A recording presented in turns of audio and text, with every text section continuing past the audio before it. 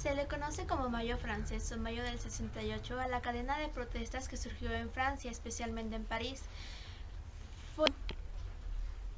Fue comenzada por estudiantes de izquierda y después se le unieron obreros industriales, los sindicatos y el Partido Comunista Francés. Esto ocurrió entre los meses de mayo y junio. Se originó principalmente por la crisis del año anterior, ya que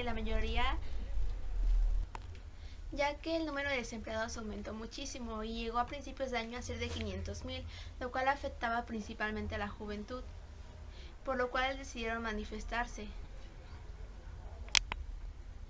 Los movimientos estuvieron fuertemente vinculados con el movimiento hippie que se estaba extendiendo en ese entonces.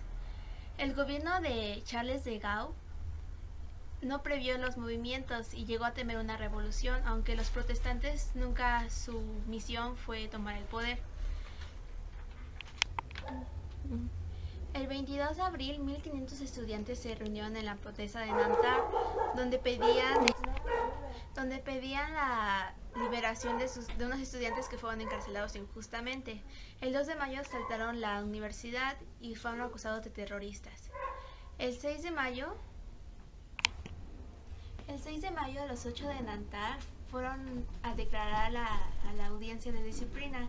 A la salida se formó una nueva manifestación, la cual se repitió el día siguiente.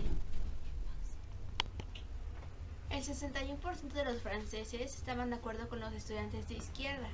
El 10 de mayo, también conocida como la noche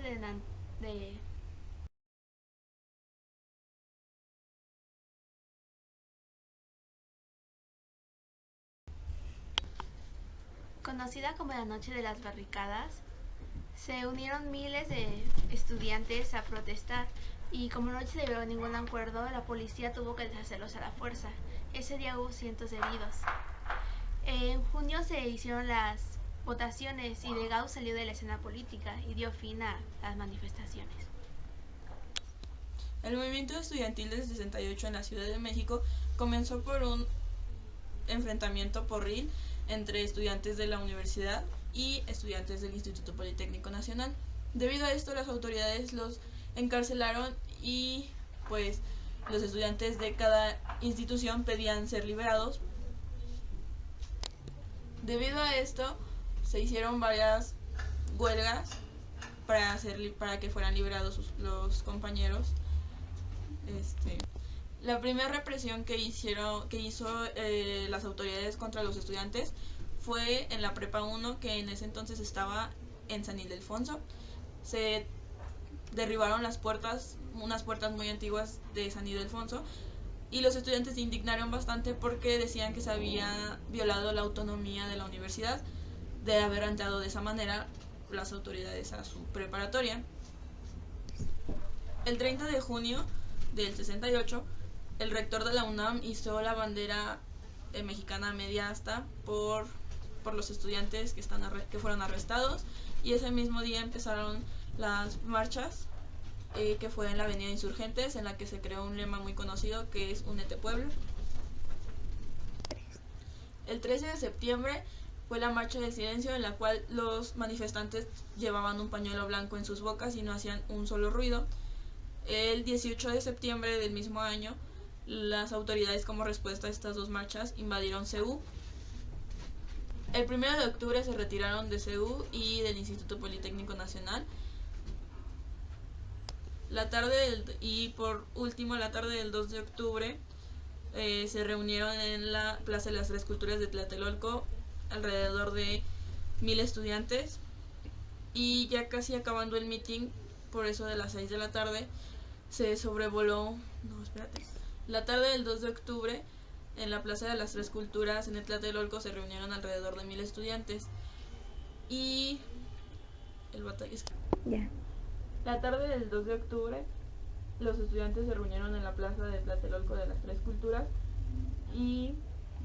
No la pause. El Pabellón Olímpico entró, que constaba de personas civiles que traían un pañuelo blanco o un guante blanco en su mano derecha.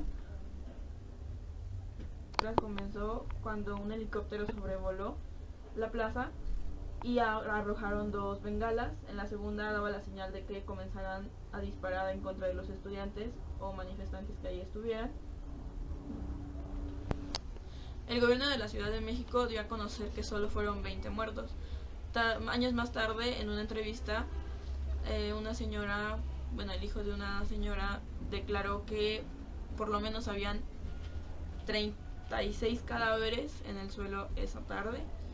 Y en el año del 2006, mucho más adelante, el señor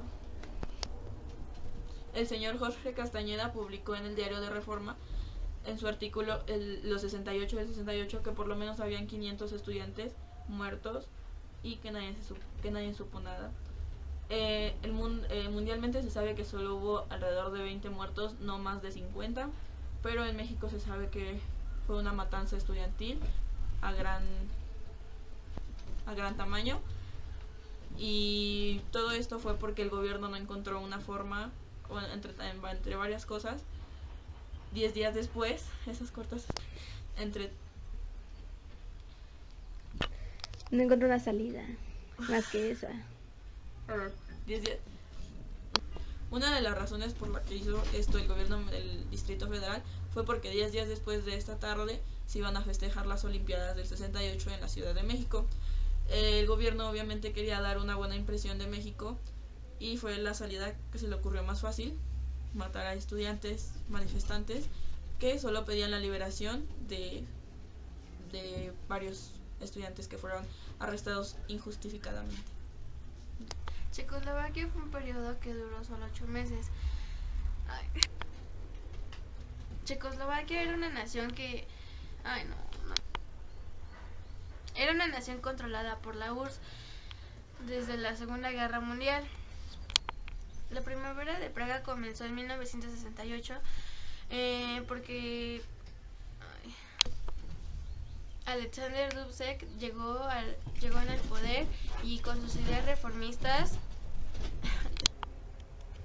que eran de que el pueblo necesitaba más libertad de expresión, ya que en ese entonces no había ni libertad de expresión ni libertad en la prensa. Entonces los medios de comunicación, el periódico, empezaron a hablar sobre la corrupción de algunos funcionarios del gobierno que eran corruptos. Entonces esto llegó a la URSS y al gobierno de la URSS, y esto no les parecía nada agradable, y junto con los cinco de Varsovia y el duque comunista de la Guerra Fría, estos atacaron a Checoslovaquia el 20 de agosto de 1968, y ahí fue donde acabó la primavera de Praga.